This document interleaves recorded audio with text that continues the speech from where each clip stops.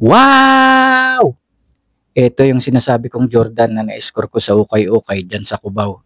Doon sa dating Save More na ngayon ay ukay-ukay na. Jordan Future Low na kulay pink.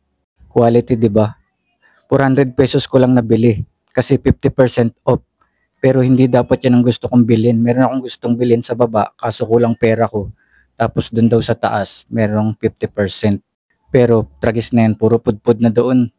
Yan lang ang nakita kong bago. Tapos tanggal pa yung swelas. Sabi ko bilhin ko pa rin kasi wala pang bawas yung ilalim eh.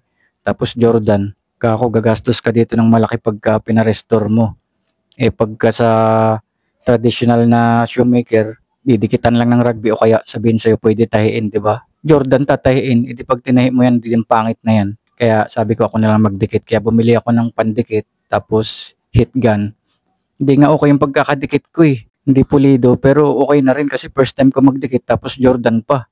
Tsaka hindi naman nila titingnan yan eh, ng tutukan, di ba? Pag malayo, okay naman eh. Tsaka mala Jordan laro natin eh. Dapat alam natin mag-restore ng kanyang mga sapatos. Ganyan ang itsura niyan nung hindi pa nadidikitan. Marami kang didikitan dahil hiwa-hiwalay pala yung sole niyan. Meron pang air pump sa gitna kaya malambot siya. Nilaban ko muna mabuti tapos tinanggal ko yung lumang glue bago idikit uli. Tapos ito na yung kanyang itsura. Look at the difference! Wow! I just saved myself $150. Woo!